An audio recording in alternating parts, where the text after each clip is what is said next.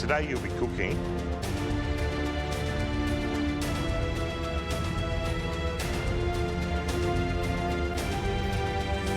on cherry jam Lamington.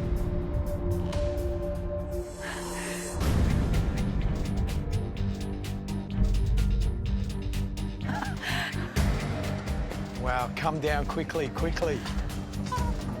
Oh my God. Yeah, it just doesn't look like a Lamington at all. From first impressions, it looks kind of simple, but yeah, I know that there's going to be a lot more to it than it seems. So guys, this is a dessert version of a classic Australian Lamington. Then you've got the classic sponge in there. You've got the coconut cream. There's a cherry jam. And there's also chocolate ganache in there as well. And you've got the chocolate mirror glaze. So guys, we're going to get you to have a look in the middle. And you can see right in the middle, there's cherry jam ice cream inside. Oh my God. Do you want to taste, guys? Yeah, sure. Yep. Try Get in there, guys. What are you tasting, guys? What flavours can you... I just got a massive punch of cherry. Tastes incredible. It transports you straight to that place. To that flavour of the classic Lamington when you're a kid. What are the sort of 3 key pressure points? Getting all of the ingredients right. So every single one of them, the sponge, the coconut cream, the cherry jam ice cream, the ganache. And then I think once you've got that right, the assembly of the Lamington itself. And then last but not least, probably the most important thing is the shavings of coconut parfait. It's about getting the shavings thin enough as well. This is just like a Lamington on steroids. The coconut shards are amazing, and I can only imagine how hard that's going to be to replicate. A pressure test, a Lamington, I mean, who would have thought it would be that hard? Yeah, exactly. Guys, back into line. Thanks. Thank you. It looks deceptively simple, this dessert, but it is going to be one of the hardest pressure tests ever set. There's so many elements. I'm really nervous. You have 2 hours to reproduce that beautiful Lamington from Benelong. You'll find the recipe and all the ingredients that you need at your benches. Pete, do you want to do the honours and start it off? Good luck. Time starts now.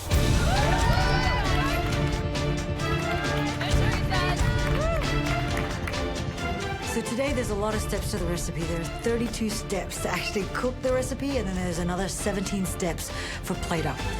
Every step in the recipe has to be followed to a T, and every gram has to be exact. So that's what I'm going to do today.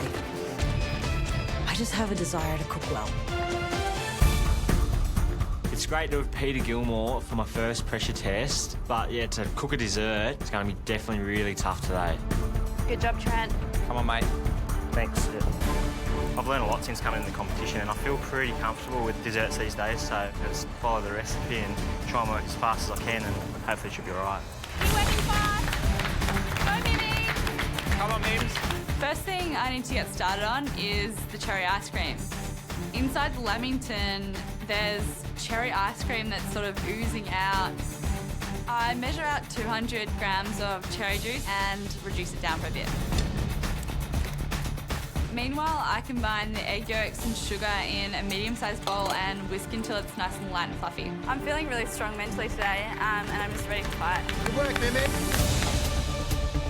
Once my Morello juice for my cherry ice cream is boiled, I have to temper that into my egg and sugar mixture. Wow, that's a lot. I then take the mixture, put it on a bain-marie over a pot of boiling water, and I have to whisk that until it reaches 85 degrees. Once it's reached temperature, I then have to put it onto an ice bath so that it can drop down to 8 degrees. I'm ready to get my ice cream in the churner. I'm actually really happy. I'm pretty confident that that will set it in time.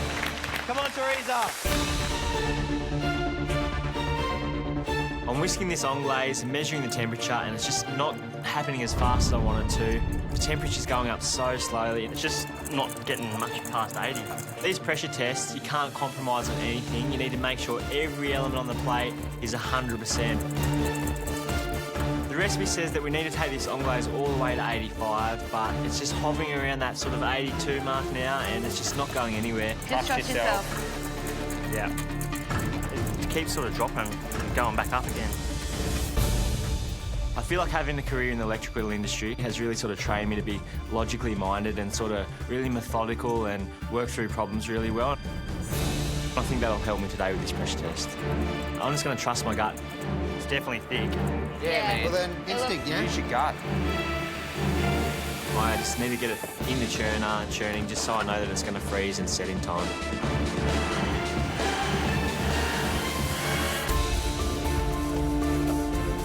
I taste my cherry ice cream and I think it's got that balance there. I'm really happy with it. And I think it tastes exactly like Peter's. Good work, Min.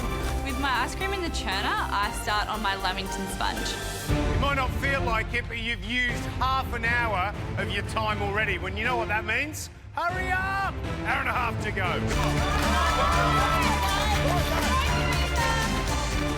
My ice cream's in the churner, so now I'm making a sponge that goes inside the Lamington, along with the cherry jam and the coconut cream. With Peter's Lamington, I noticed the sponge is really light and fluffy. I think it needs to be that way just so I can soak up all the juices from the cherry jam and the cream and just sort of take on that flavour but still be able to hold the structure. So I'm just getting it into the oven. I get my sponge into the oven and I put my timer on for 20 minutes.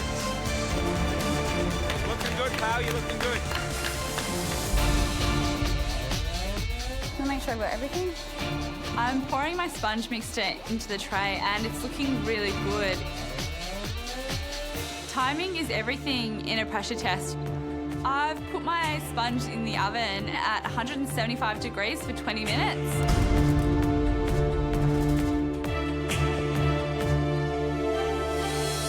The recipe says 20 minutes for a reason for this sponge, so I need to make sure that it's bang on 20 minutes. It looks like it's heating up out there. But you know what? They're kind of line ball at the moment. So sponge in, the ice cream churning. You know, I'm getting a little bit concerned because there's still a lot of time-consuming jobs to go. And then you've got to assemble it. They've got a bit of work ahead of them, really. With my Lamington sponge in the oven, I move on to making my coconut cream base. The coconut cream base is used in two of the elements. One is for the frozen coconut shards around the Lamington, and the other is for the whipped coconut cream inside the Lamington. I've gone back to check my timer for the sponge. It's still got 20 minutes on the timer. Oh my God. Can't believe what I've started. I haven't pressed start on my timer for the sponge and I have no idea how long it's been in the oven for. This could be an absolute disaster and if I forget about it for 1 second then it's completely ruined.